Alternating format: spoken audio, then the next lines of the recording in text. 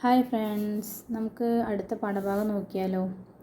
ജീവനുള്ള വിത്തുകൾ 5ാം ക്ലാസ്സിലെ ചാപ്റ്റർ 4 ആണ്. വിത്ത് മുളയ്ക്കാൻ ആവശ്യമായ ഘടകങ്ങൾ: ജലം, വായു, അനുയോജ്യമായ താപനില. വിത്ത് മുളയ്ക്കാൻ ആവശ്യമില്ലാത്ത ഘടകങ്ങൾ: മണ്ണ്, സൂര്യപ്രകാശം. പയർവിത്ത് മുളച്ചു വരുന്നതിൻ്റെ വിവിധ ഘട്ടങ്ങളാണ് ഇവിടെ കൊടുത്തിട്ടുള്ളത്. ബീജമൂലം, ബീജപത്രം, ബീജശീർഷം.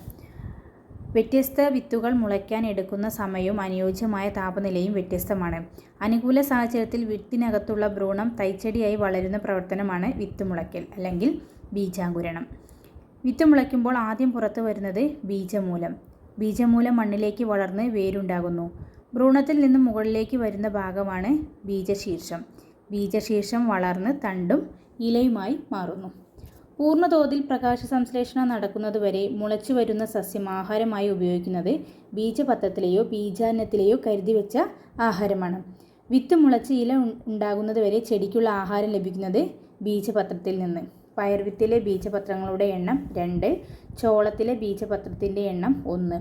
ബീജപത്രത്തോട് ചേർന്ന് കാണുന്ന ഭാഗമാണ് ബീജാന്നം. ഒരു ബീജപത്രം മാത്രമുള്ള സസ്യങ്ങളിൽ വിത്ത് മുളച്ച് ഇല ഉണ്ടാകുന്നതുവരെ ചെടിക്കുള്ള ആഹാരം ലഭിക്കുന്നത് ബീജാന്നത്തിൽ നിന്നാണ്.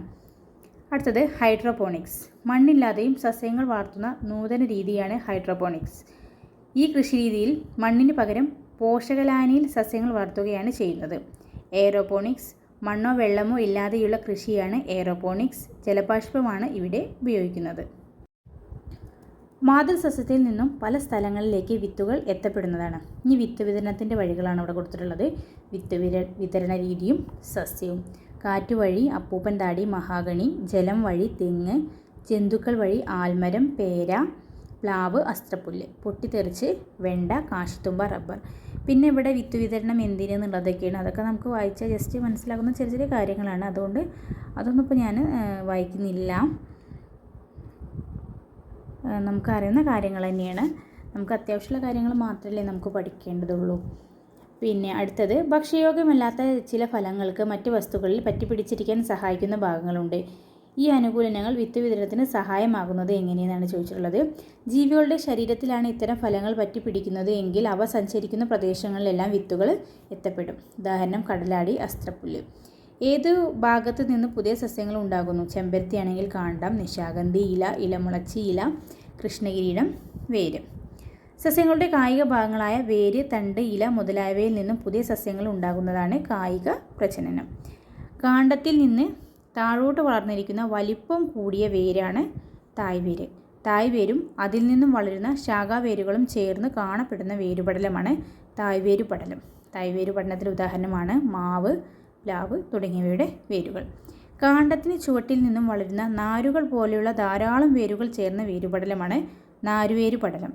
പുൽവർഗത്തിൽപ്പെട്ട സസ്യങ്ങളുടെ വേരുകളാണ് നാരുവേരുപടലത്തിന് ഉദാഹരണം നെല്ല്, രാമച്ചം, മുള.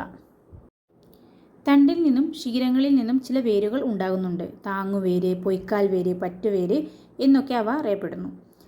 മുകളിലെ ശിഖരങ്ങളിൽ നിന്ന് താഴേക്ക് വളരുന്ന വേരുകളാണ് താങ്ങുവേരുകൾ, പേരാൽ. തണ്ടിൽ നിന്ന് താഴേക്ക് വളരുന്ന വേരുകളാണ് പൊയ്ക്കാൽ വേരുകൾ, ഉദാഹരണം ആറ്റുകൈത. ചില സസ്യങ്ങൾക്ക് മറ്റു ചെടികൾ പിടിച്ചു കയറാൻ സഹായിക്കുന്ന പ്രത്യേകതരം വേരുകളുണ്ടാകും. അതാണ് പറ്റുവേരുകൾ, ഉദാഹരണം ഓർക്കിഡ്. വാതകവിനിമയത്തിന് സഹായിക്കുന്നതായി വേരിൻ്റെ അഗ്രഭാഗം മണ്ണിൽ നിന്നും അന്തരീക്ഷത്തിലേക്ക് ഉയർന്ന് നിൽക്കുന്നതിനെ ശ്വസന വേരുകൾ എന്ന് പറയുന്നു. ഉദാഹരണം കണ്ടൽ ചെടിയിൽ കാണുന്ന പ്രത്യേകതരം വേരുകൾ. ആഹാരം സംഭരിച്ചു വയ്ക്കുന്ന വേരുകളാണ് സംഭരണ വേരുകൾ. മരച്ചീനി, മധുരക്കിഴങ്ങ്, ക്യാരറ്റ്, റാഡിഷൊക്കെ സംഭരണ വേരുകൾക്ക് ഉദാഹരണങ്ങളാണ്. ജീവികളുടെ സ്വാഭാവിക ആവാസം നശിക്കുന്നത് കൊണ്ട് എണ്ണത്തിൽ കുറഞ്ഞ് അവ ഭൂമിയിൽ നിന്ന് ഇല്ലാതാകുന്നതാണ് വംശനാശം. വംശനാശം വന്ന ജീവികളാണ് ഡോഡോ പക്ഷി, മരതകപ്രാവ്, സുവർണ തവള, ഗ്രേറ്റ് ഓക്ക്. മുള്ളിലും തുമ്പ തുടങ്ങിയവ കേരളത്തിൽ കുറവ് സംഭവിച്ചിട്ടുള്ള സസ്യങ്ങളാണ്. അടുത്തത് ജാലികാ ശിരാവിന്യാസം. ഇലയിലേക്ക് ജലം എത്തിക്കുകയും ഇലയിൽ നിന്നും ആഹാരം കൊണ്ടുപോവുകയും ചെയ്യുന്ന ഇലയിലെ ഭാഗമാണ് സിര. ഇലയുടെ മധ്യഭാഗത്ത് ഇലഞ്ഞെട്ടിൽ നിന്ന് അഗ്രഭാഗം വരെ നീണ്ടുപോകുന്ന പ്രധാന സിരയിൽ നിന്നും പുറപ്പെടുന്ന അനേകം ചെറിയ ശാഖകൾ പരസ്പരം ബന്ധപ്പെട്ട് വലക്കണ്ണികൾ പോലെ കിടക്കുന്നതാണ് ജാലികാ ശിരാവിന്യാസം. ഉദാഹരണം പ്ലാവ്, മാവ്. അടുത്തത് സമാന്തര ശിരാവിന്യാസം. ഇലയിലെ സിരകളെല്ലാം പരസ്പരം കൂട്ടിമുട്ടാതെ ഇലയുടെ ഞെട്ടിൽ നിന്നും തുടങ്ങി സമാന്തരമായി അഗ്രഭാഗത്ത് എത്തിയോജിക്കുന്നതാണ് സമാന്തര ശിരാവിന്യാസം. ഉദാഹരണം മുള, നെല്ല്. അടുത്തത് ഏകബീജപത്ര സസ്യങ്ങൾ. ഒരു ബീജം മാത്രമുള്ള സസ്യങ്ങളാണ് ഏകബീജപത്ര സസ്യങ്ങൾ. ഉദാഹരണം നെല്ല്, മുള, തെങ്ങ്. ഏകബീജപത്ര സസ്യത്തിൻ്റെ സവിശേഷതകൾ എന്തൊക്കെയാണ്? നാരുവേര് പടലം, ശിഖരങ്ങളില്ലാത്ത തണ്ട്, സമാന്തര ശിരാവിന്യാസമുള്ള ഇലകൾ. അടുത്തത് ദ്വിബീജപത്ര സസ്യങ്ങൾ. 2 ബീജപത്രമുള്ള സസ്യങ്ങളാണ് ദ്വിബീജപത്ര സസ്യങ്ങൾ. ഉദാഹരണം മാവ്, പ്ലാവ്, പുളി. ദ്വിബീജപത്ര സസ്യത്തിൻ്റെ സവിശേഷതകൾ എന്തൊക്കെയാണ്? തായ്വേര് പടലം, ശിഖരങ്ങളുള്ള തണ്ട്, ജാലികാ ശിരാവിന്യാസമുള്ള ഇലകൾ.